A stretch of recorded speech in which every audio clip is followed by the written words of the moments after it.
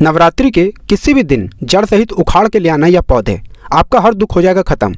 माता रानी जी के आशीर्वाद से आपकी हर मनोकामना होगी पूरी। वर्षों में बस एक बार मिलता है यह मौका। दोस्तों, चैत्र नवरात्रि की शुरुआत 22 मार्च 2023 से हो चुकी है। इसका समापन 30 मार्च 2023 को होगा। कहा जाता है कि चैत्र नवरात्रि के दौरान माता रानी के 9 अलग स्वरूपों की पूजा की जाती है। माता रानी जी की पूजा पाठ करने से हमारे जीवन के समस्त दुख, परेशानी, कष्ट हमेशा के लिए खत्म हो जाते हैं। और अगर चैत्र नवरात्रि के दौरान आप थोड़ी सी भी पूजा पाठ उपाय करते हैं तो माता रानी जी के आशीर्वाद से आपकी हर मनोकामना पूरी होती है। हमारे धर्मशास्त्र में चैत्र नवरात्रि के दौरान कुछ ऐसे पौधे उखाड़ के लाने को कहा गया है जिनको अगर आप अपने घर पर लेकर के आते हैं और सही दिशा में स्थापित करते हैं तो मान के चलिए दोस्तों, कितनी ही बड़ी परेशानी में आप फंसे हो, कितना ही बड़ा दुख आपके सामने हो, हर प्रकार की परेशानी दुख से आपको मुक्ति मिल जाएगी और आपकी कोई भी मनोकामना हो वह अवश्य ही पूरी होगी। क्योंकि ये कोई मामूली पौधे नहीं हैं, या ऐसे पौधे हैं जिन पर साक्षात माता रानी जी चैत्र नवरात्रि के दौरान वास करती हैं। और अगर इन पौधों को जड़ सहित आप अपने घर पर चैत्र नवरात्रि के दौरान लाते हैं तो मान के चलिए आपको साक्षात माता रानी जी का वरदान और आशीर्वाद प्राप्त होगा।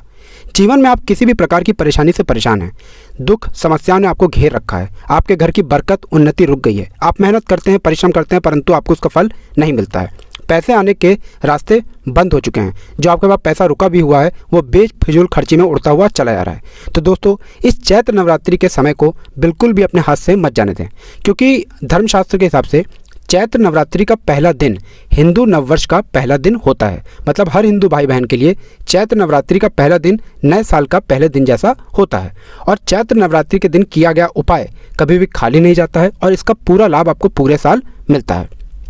अगर चैत्र नवरात्रि के दौरान आप इन पौधों को जड़ सहित उखाड़ करके अपने घर पर लाते हैं, सही दिशा में स्थापित करते हैं तो मान के चलिए दोस्तों, आपके जन्म जन्मांतर की गरीबी, परेशानी, कष्ट, दिक्कतें, समस्याएं जड़ से नष्ट हो जाएंगी।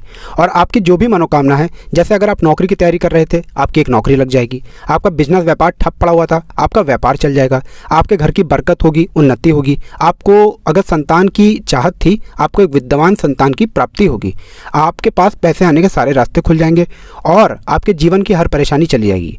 कुल मिला के दोस्तों, अगर इन पौधों को आप इस चैत्र नवरात्रि के किसी भी दिन अपने घर पर जड़ सहित उखाड़ करके लाते हैं, सही दिशा में स्थापित करते हैं तो मान के चलिए माता रानी जी की कृपा और आशीर्वाद आपको मिलेगा ही मिलेगा। आप अपने जीवन में जिस कार्य को भी शुरू करेंगे उस कार्य में आपको सफलता प्राप्त होगी।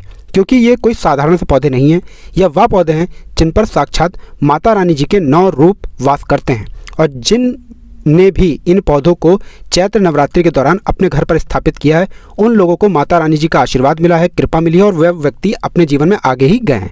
इसीलिए अगर आप भी चाहते हैं कि माता रानी जी के आशीर्वाद से आप अपने जीवन में उन्नति करें, तरक्की करें, माता रानी जी के आशीर्वाद से आपके जीवन का हर दुख, कष्ट, परेशानी खत्म हो जाए, माता रानी जी के आशीर्वाद से आप जिस कार्य को भी शुरू करें तो दोस्तों, पूरी सच्ची श्रद्धा और पूरे विश्वास के साथ पहले तो आप इस वीडियो को लाइक कर दीजिए और कमेंट बॉक्स में लिख दीजिए जय माता दी, जय माता रानी। और एक काम कीजिएगा, कमेंट बॉक्स में अपनी राशि डालना मत भूलिएगा, ताकि आपकी राशि के अनुसार हमको कोई भी ऐसा उपाय पता चलता है जिस उपाय से कोई भी आपको लाभ पहुंच सकता है, वो हम आपको रिप्लाई के माध्यम से बता देंगे। इसलिए वीडियो को लाइक कर दीजिए और कमेंट बॉक्स में अपनी राशि डालना मत भूलिएगा।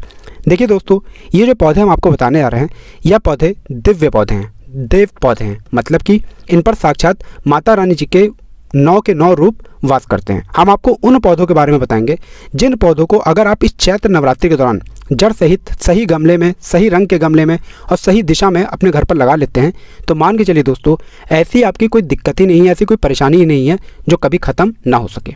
और मान के चलिए, इन पौधों को अगर आप अपने घर पर लेकर के आते हैं तो आपके घर पर धन, वैभव, सुख, समृद्धि भी चली आएगी।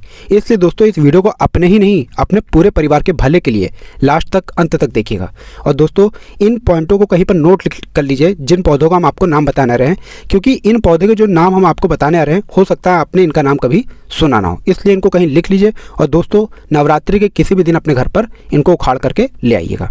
चलिए दोस्तों, आपको हम उन पौधों के नाम बताते हैं, लेकिन आपसे निवेदन है वीडियो लाइक करना मत भूलिएगा और कमेंट बॉक्स में जय माता दी, जय माता रानी अवश्य ही लिख दीजिए। सबसे पहला पौधा जो आपको अपने घर पर अवश्य ही लेकर के आना है वो है दोस्तों मोगरे का पौधा। ध्यान रखिएगा दोस्तों, मोगरे का पौधा एक ऐसा पौधा है जिसके फूल कई देवियां गजरा बना करके इस्तेमाल करती हैं। कहा जाता है जो भी व्यक्ति मोगरे का पौधा अपने घर पर लेकर के आता है उस व्यक्ति को माता रानी जी की असीम कृपा प्राप्त होती है। बस आपको इस बात का विशेष करके ध्यान रखना होगा, मोगरे के पौधे को या तो सफ़ेद गमले में लगाइएगा या लाल गमले में लगाइएगा। और मोगरे के पौधे को आप लोगों को सूर्योदय होने से पहले जड़ सहित उखाड़ना है। देखिए दोस्तों, ये जो हम आपको मुहूर्त बता रहे हैं, ये आपका जानना बहुत ज़्यादा ज़रूरी है। मोगरे के पौधे को सूर्योदय होने से पहले आपको उखाड़ करके लेकर के आना है, सफ़ेद और लाल गमले में लगाना है। आप अपने घर के किसी भी दिशा में इसको लगा सकते हैं, बस इस बात का विशेष करके ध्यान रखिएगा। इस पौधे को प्रत्येक शुक्रवार को आप लोगों को गंगा जल अवश्य ही डालना है। गंगा जल मार्केट में मिल जाता है, तो इस बात का विशेष ध्यान रखिएगा और माता रानी जी की असीम कृपा आपको प्राप्त होगी। दूसरा पौधा है दोस्तों जो हम आपको बताने आ रहे हैं, ये माता रानी जी को बहुत ही प्रिय है और ये आपकी मनोकामना पूर्ति में आपका बहुत ही सहयोग कर सकता है। गुड़हल का पौधा, गुड़हल के पौधे की जो फूल होती है, इसकी माला बना करके माता रानी जी को पहनाया जाता है। अगर आपकी कोई भी मनोकामना है और आपने गुड़हल के फूल की माला बना करके माता रानी जी को पहना दिया अष्टमी के दिन, मतलब 8वें दिन, उसके बाद आपने अपनी मनोकामना बोली, तो माना यही गया हमारे धर्मशास्त्र में, आपकी मनोकामना अवश्य ही पूरी हो जाती है।